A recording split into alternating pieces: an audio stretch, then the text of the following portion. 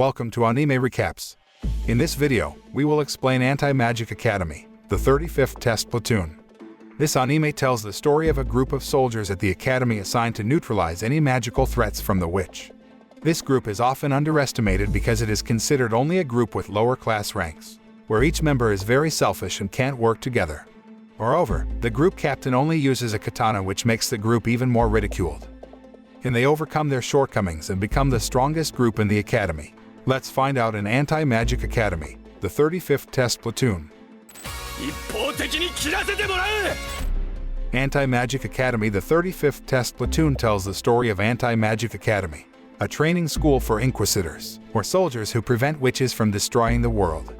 The students at this academy are divided into many platoons, and among them, there is one platoon known to be filled with pathetic people, namely Platoon 35. The platoon leader is Kusanagi Takeru, a boy who always carries a katana, even though almost all students in the academy rely on firearms or magic. Because of this, he is always the subject of ridicule by his fellow students, as seen at the beginning of the anime, where two academy students openly looked down on him. However, Takeru ignored the insults. After all, he must graduate from the academy and become an inquisitor to pay off the debts left by his parents and for the sake of his beloved sister. For that, he didn't want to cause trouble at the academy. So without even replying to the two students' insults, Takeru continued to walk towards the 35th platoon room to meet his two strange members, namely Suginami Ikaruga, a hacker, and Sayonji Usagi, a genius sniper. But just as they were deep in conversation, a new member came into the room. She is Atori Oka, a great fighter and the adopted daughter of the principal of the academy, Atori Sogetsu. She had actually become an inquisitor. But for being guilty of slaughtering a witch, she was demoted from her position as inquisitor and required to return to the academy as punishment. And to make matters worse, she was put into Platoon 35. So with this new member, Platoon 35 carries out its mission, which is to retrieve an artifact to catch a criminal. Before taking action, they divide their respective tasks. Takeru and Oka enter their target building, and Usagi will attack from a distance with her sniper rifle. At the same time, Ikaruga monitors the situation around them while giving them directions. However, their teamwork was completely messed up. Instead of shooting at the building that Takeru entered, Usagi opened fire at another building. As a result, Takeru was surrounded by armed men. Platoon 35 really proves to be a lousy team. Seeing Takeru only carrying a sword, the criminals then belittled and mocked him, making him furious. Then, unexpectedly, Takeru turned out to be very skilled in the sword. He can even split the bullets into two with his sword, leaving his opponents speechless. But before continuing his action, Oka finally appeared and subdued the criminals with ease.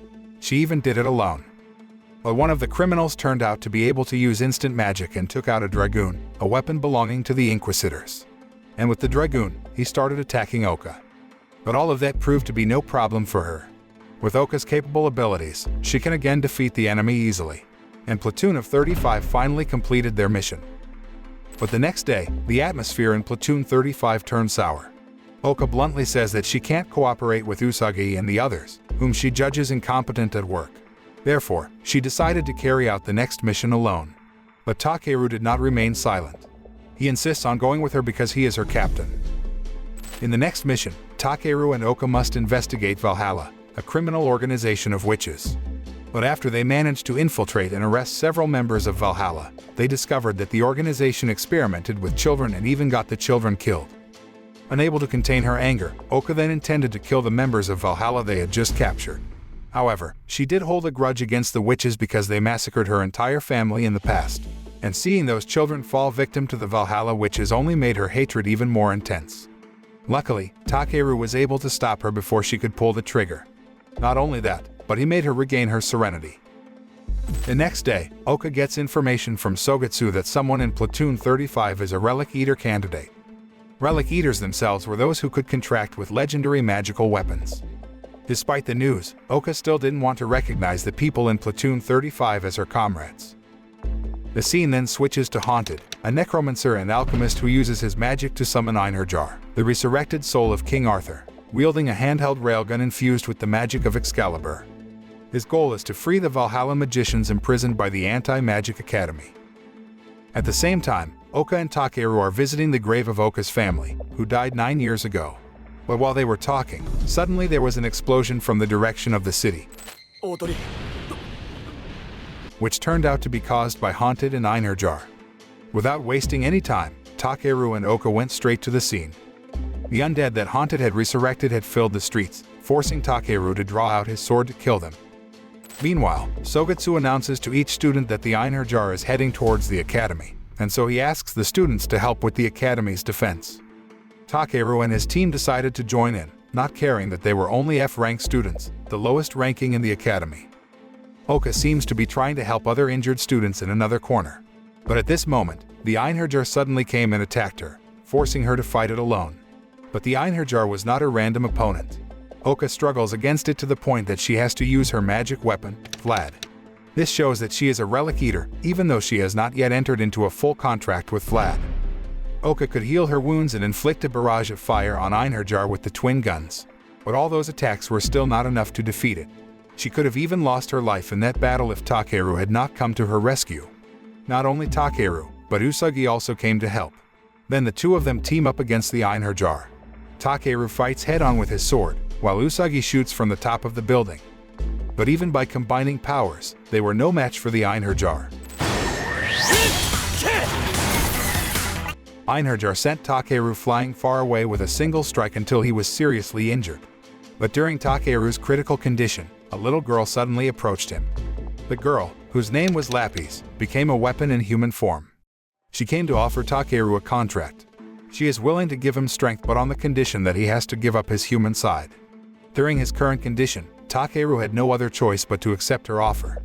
And so, he received Lapis' power. Miraculously, his wounds were healed, and his body was now covered in a powerful suit. Not only that, but Lapis gave him a sword that could absorb enemy magic. And with his newfound power, he was able to defeat the Einherjar. Exhausted, Takeru approached Oka and asked her never to bear the burden alone.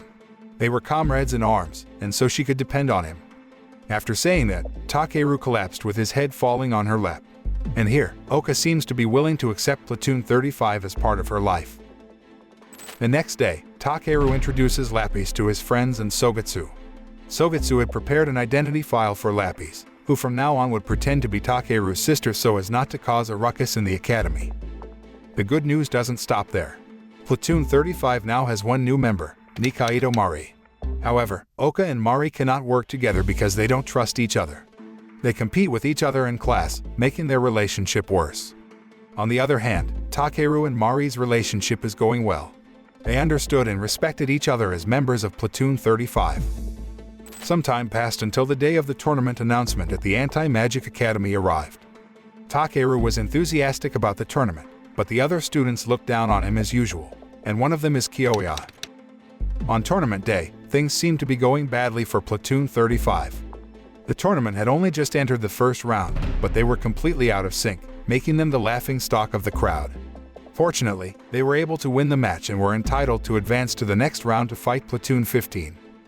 But when the second match had only been running for a while, suddenly Haunted appeared. Seeing the presence of a high-profile criminal, the security forces immediately shot him with a barrage of bullets. But quickly, Haunted cast seal magic that protected him from the bullets. As a result, Takeru and his team were trapped inside the barrier. Takeru tries to fight back using his newfound power, but Haunted is a relic eater and a more skilled swordsman. He was able to defeat Takeru and even stabbed him in the chest. Fortunately, Takeru has Lapis, who can heal his wounds. Then something unexpected happened. Haunted reveals that Mari is actually a former member of Valhalla, and Haunted's arrival this time was none other than to bring her back. But Takeru certainly didn't let him do whatever he wanted. Instead, Takeru reminds Mari that she is his friend, and she should use her magic to save people, not for criminal organizations like Valhalla. Takeru once again tried to fight Haunted after analyzing his strength, but they clearly had a level difference, and he fell again before Haunted. At this time, Oka and Mari finally moved to help Takeru so that he could deal his final blow to Haunted. They then clashed swords. And in the end, Takeru was able to win the fight, forcing Haunted to temporarily retreat. After the fight, Mari immediately expresses her gratitude to Takeru, who has considered her a friend, even though she is a former member of Valhalla. Sometime later, another problem came to Platoon 35. It had to do with Usagi. It turns out that her parents have set her up with a guy named Reima. But the problem is that Reima is a ruthless person who only sees her as his property.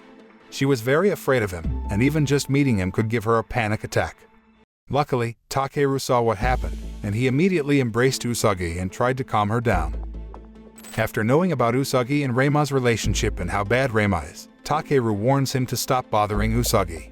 She is Takeru's friend, and he won't hand her over to a man like him. But Reima doesn't heed Takeru's warning at all. Instead, he continues to terrorize Usagi, and to carry out his plan, he is assisted by Mephistopheles, a witch who can destroy people's minds. Realizing that the situation is not getting better, Takeru then saves Usagi just as Reima is about to force her to marry him at the Academy Church. He then challenges Reima to a one-on-one fight, and without any difficulty, Takeru manages to defeat him, and at the same time, thwart Reima's marriage to Usagi. But that doesn't mean it's over. Takeru and others still had to kill Mephistopheles. For that, Ikaruga gives Usagi special bullets that can kill Mephistopheles. Usagi and Mari then work together to capture Mephistopheles, who has possessed Oka. And luckily, Takeru came just in time to help them. But even though they won in numbers, they still had a hard time defeating Mephistopheles, who was superior to all of them. Fortunately, Usagi has been equipped with 2 special bullets. She fires the first bullet at Oka's body to drive Mephistopheles out. And after that, she fired a second bullet at Mephistopheles directly to destroy her soul. With the expulsion of Mephistopheles from her body, Oka's soul can return to her body. The story then continues with Sogetsu receiving information about the Lost Matrix, the sole remaining cell of Dark Elves that the alchemists want to use to create weapons. Thus he summoned Ikaruga, who had previously researched the Lost Matrix with her twin sister. In the conversation, it was revealed that Ikaruga is a human created by alchemists using genetic engineering. Sogetsu wants Ikaruga to tell him where the Lost Matrix is. However, she gave him no meaningful information and left immediately, making Sogetsu suspect she was keeping something secret. Sure enough, Ikaruga then announced to Platoon 35 that she would be taking time off from the academy. Just like Sogetsu, Takeru and the others were suspicious of her. They noticed she was acting strange. After leaving the academy, Ikaruga headed towards the national borders, specifically to the base where her twin sister Isuka was located. While in the underground tunnel leading to Isuka's headquarters, Ikaruga contacts Isuka, informing her half-sister that she has the Lost Matrix and will hand it over to her, but with the condition that Isuka must allow her to observe the experiment in resurrecting the Dark Elves. Unfortunately, Isuka herself turned out to be a researcher who collaborated with Valhalla, and she was indeed conducting forbidden research to resurrect Dark Elves. On the other hand, Takeru and the others are worried about Ikaruga secretly following her, but they get lost and are attacked by the Mafia, causing them to be separated. Fortunately, Takeru managed to find and save Ikaruga before taking her to hide in a building in the chaos. But, unfortunately, even when he did so, he got quite badly injured. So because of that, Ikaruga again contacted Isuka, asking her to send troops for help. She then threatens, if her friends get hurt, she will not give the Lost Matrix to Isuka. Isuka dispatched troops and secured Oka, Usagi, and Mari. When the 3 of them arrived at her base, she told them about Isuka and Ikaruga's past. In the past, they were both researchers working for alchemists. But then, Ikaruga is interested in family relationships and begins to question her life. Therefore, she created a baby elf which she named Kanaria. But Kanaria had absolutely no magical powers, so she was considered a failed creation. And just because of that reason, the alchemists intended to execute Ikaruga.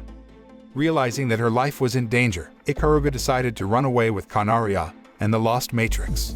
She manages to find the Lost Matrix, but not Kanaria, who has been discarded by the alchemists. Reluctantly, Ikaruga went alone to the Antimagic Academy. She chose to take refuge there because if the alchemists tried to reclaim the Lost Matrix from her, it would be tantamount to challenging the Inquisitors to war. However, Isuka chose to stick with the alchemists before she finally betrayed them and defected to Valhalla. The scene then shifts to Sogetsu, who as soon as he finds out what's going on, directs troops to rescue the students who were caught by Isuka. Meanwhile, Ikaruga and Takeru are still taking shelter in the abandoned building. But unexpectedly, she drugged him, so he could not move and follow her. After that, she left alone to confront Isuka. Oka, Mari, and Usagi are finally released from Isuka's base. But once knowing that Ikaruga is in danger, they are determined to return there to save her. Fortunately, at this point, the troops led by Sogetsu arrived.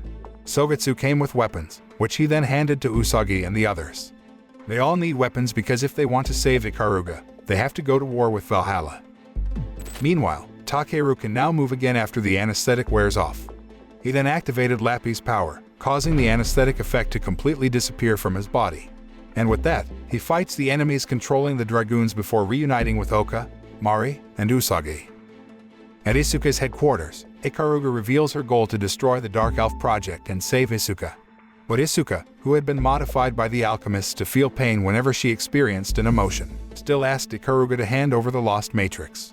She wanted so badly to get it. She even shot Ikaruga in the leg. But Ikaruga can't give it up because she turns out to have implanted the lost matrix in her body, making the DNA in these cells affect her own DNA, so that she can transform into a dark elf and cast bomb magic. But at this time, Haunted suddenly appeared and stabbed Isuka in her stomach, angering Ikaruga. Ikaruga then launched a destructive attack that shattered the top floor. That gave Ikaruga a chance to try to save Isuka. But unfortunately, Isuka couldn't be saved. After telling Ikaruga that Kanaria was still alive and was now with Valhalla, Isuka breathed her last on Ikaruga's lap. At this moment, Haunted took out a wyvern, making Ikaruga nearly fall off the building. Fortunately, Takeru came at the right time. He manages to save Ikaruga and bring her to safety before returning to fight the wyvern. He tries to distract the dragon so that Usagi can shoot it to open the body's core. Without wasting any time, Takeru immediately jumped up and stabbed it. But before he could finish off the wyvern, Takeru's relic eater ran out. Luckily he had Mari, who instantly gave him her mana, giving him the power to launch a finishing blow on the wyvern. After the wyvern died, Takeru returned to Ikaruga, who vowed to continue fighting for Kanaria. He then promised to help her. A few days after the incident, Takeru encounters his sister, Kiseki. She is being held in a maximum security prison for not being able to control the power of her curse. Takeru feels very sad to see Kiseki's sad condition in prison, and therefore he promises to free her one day and give her a normal life. After Takeru left, Sogetsu went to the prison and saw how Kiseki was chained and drugged. It turns out that Kiseki should be treated like that because she has a demon body that can make her able to absorb everything she touches, and it makes her demon body parts grow uncontrollably. And if that continues, in the end, her power can destroy the world. But then, after Kiseki was drugged, she had a dream about her brother. In the dream, she saw Takeru left her alone to be with another woman. As a result, Kiseki went berserk, and her power unknowingly burst out, making her transform into a horned demon. Seeing the horror, Sogetsu's right hand, Kurogane, immediately entered Kiseki's isolation cell to subdue her while shouting for her brother to come. Meanwhile, Takeru is on a mission to capture a dangerous witch. He chased his target to the alley, but instead of finding the witch, he found Kiseki, who had escaped from prison. Meanwhile, the witch he was hunting for had died and was absorbed by Kiseki. Takeru then takes Kiseki to a safe place and introduces her to his friends in Platoon 35. He then doesn't forget to explain Kiseki's dangerous power to them. Hearing Takeru's story, the girls of Platoon 35 gave him a chance to spend some time alone. Takeru agreed with their suggestion, and then he took Kiseki for a walk and have fun in the entertainment district so she could calm down. But during their time together, Kiseki suddenly made a surprising request to Takeru.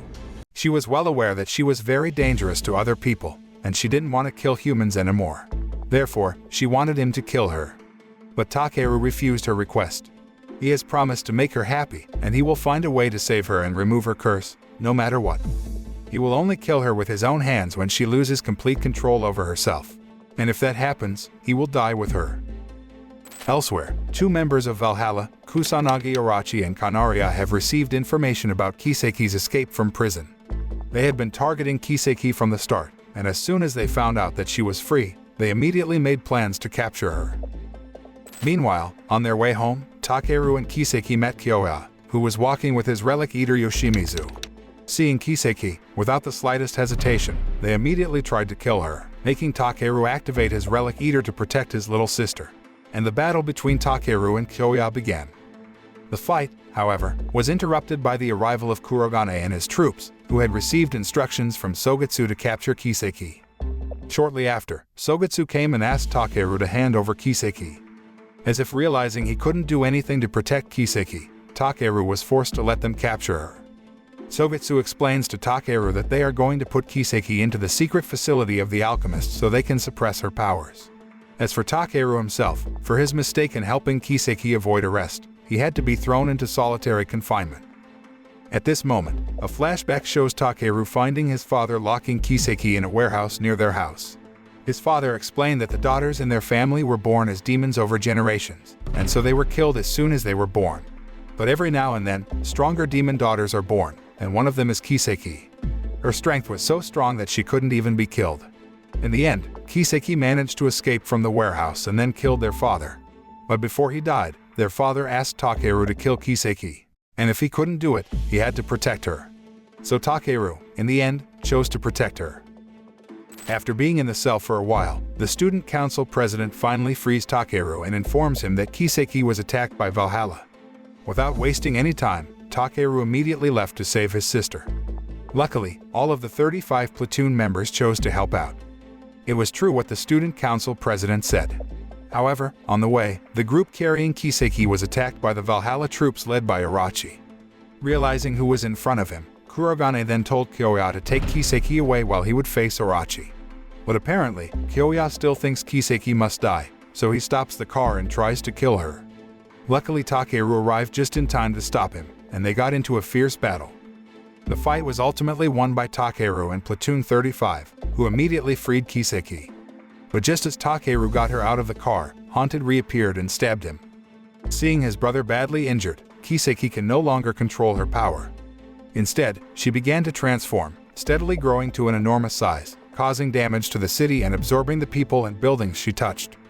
Meanwhile, Oka tries to save Takeru. But to do so, she had to defeat Haunted first. And so, the battle between Oka and Haunted was inevitable. However, Oka was overwhelmed in the face of Haunted. Moreover, Kiseki's body made it harder for her to move. Having no other choice, Oka is forced to make a full contract with the Relic Eater, Vlad. And with her new power, she managed to defeat Haunted, which was absorbed by Kiseki's body. After that, Platoon 35 came and took Takeru and Oka away. On the way, Ikaruga explains her suspicions that they can't stop and kill Kiseki because she doesn't want to be killed by anyone except Takeru. So if Takeru doesn't want to kill her, she will continue to live forever. Takeru, who is still unconscious, dreams of meeting Lapis, who reminds him of what she said back when they first made the contract. Takeru had promised to give up his humanity in exchange for strength, and now she's claiming that promise. He is finally willing to obey Lapis and accept her completely. In return, she ate his soul and gave him god-slaying power. At the same time, Kiseki's body that has spread throughout the city trapped the 35th platoon, and they are completely powerless to deal with it. Moreover, Kiseki's body begins to split open and release flying demons that attack Oka. At this moment, Takeru woke up again with stronger armor. He then bid farewell and told them to leave immediately, before his soul was completely lost and he could no longer control his body. After that, Takeru went to find Kiseki. But before he could approach her, Haunted again appeared and attacked him. Haunted was apparently not dead even after being absorbed by Kiseki's body, and he still insists on bringing Kiseki to Valhalla. However, with his newfound powers, Takeru can put up a fight against Haunted. So he tried his best to quickly defeat Haunted, and he did it successfully. After there were no more obstacles, Takeru was finally able to come to Kiseki and calm her down, making her body shrink back to normal. On the other hand, the members of Valhalla, who realized their efforts had failed, decided to retreat. But despite all that, that doesn't mean Kiseki's curse has disappeared. Takeru still has to protect her, and for that, he planned to add her to Platoon 35. Fortunately, all the platoon members supported his plan, so they will protect Kiseki together. And the Antimagic Academy anime ended. The moral that can be learned from this anime is that one of the most valuable things is family and friendship. No matter how difficult the circumstances we face, we must put our family and friends who we love above.